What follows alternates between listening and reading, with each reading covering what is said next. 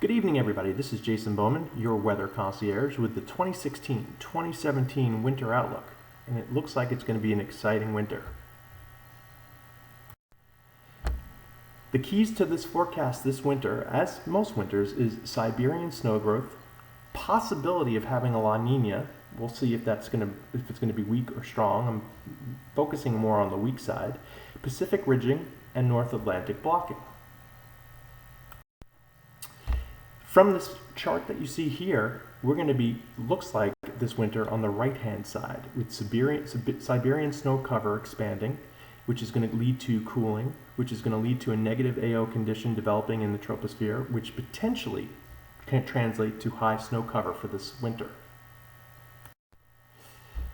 As you can see, the snow growth this winter so far, or this fall leading into this winter in the Siberian Peninsula and in Canada has been exponentially great.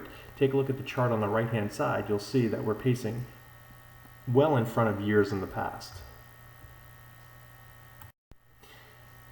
With the pacing of snow growth increasing, it potentially looks like snow lovers might have a great season, and it's really going to be dependent upon the La Nina. Last year we had an El Nino, and the circled area was very red, hot waters off the Pacific coast in the Pacific Ocean.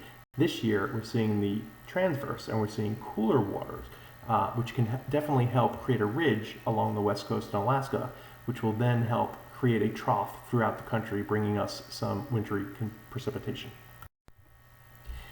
As you can see from this diagram, if you look where it says variable subtropical jet, that's where the La Nina sets up. And what it does is it pushes the high pressure into Alaska, creating that ridge, and then creating the trough that goes down through the middle of the country, allowing cold air to drift and seep into the mid-Ohio area and down towards the Northeast and mid-Atlantic.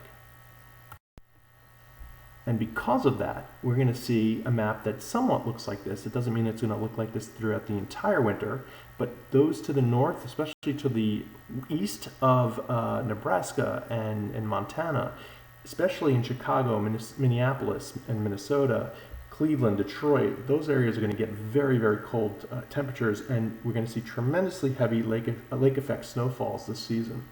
For the Northeast, it will be cold. It'll be transient bouts of warmer and colder temperatures, which I'll take you through in a moment.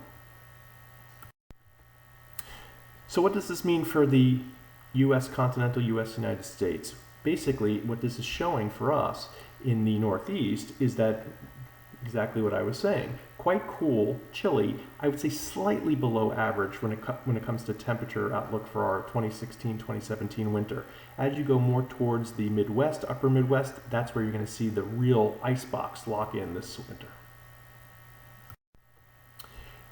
Regarding snow and precipitation, basically what we're going to see is right around average to above average snow, especially away from the coast.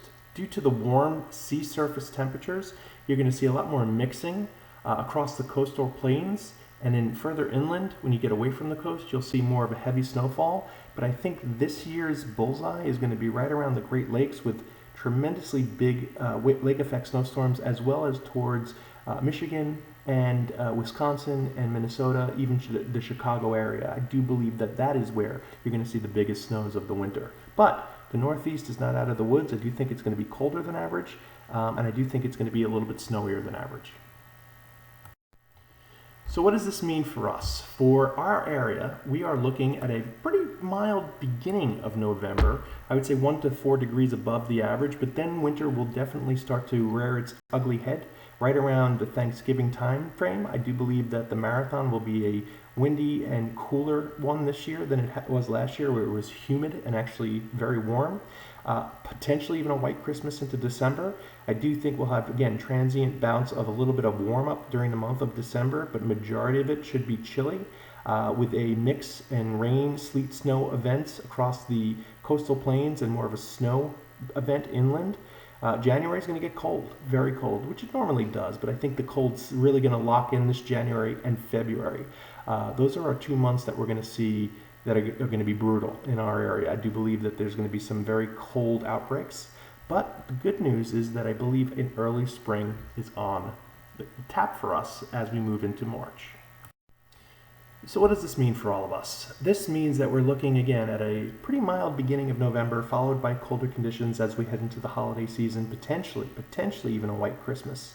Snow near the coast is going to have trouble, especially in the early part of the winter because of the sea surface temperatures, but there will be some snow days. I do expect overall it to be about average snowfall, which is anywhere between 20 to 25 inches around the New York City area, Philadelphia area, and temperatures will be average out slightly below normal for this winter.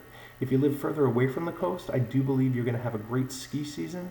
Snow should be abundant, above averages, as well as the cold temperatures below averages. And I will, of course, always be here to get you through the action. I hope you enjoyed the full detailed forecast for the winter or outlook for the winter, and don't hesitate to ask me questions. I'm always here for all of you. This is going to be a wild one. I think we're going to have a lot of activity, and I look forward to bringing you all through it, keeping you safe and informed. Have a great one. Bye.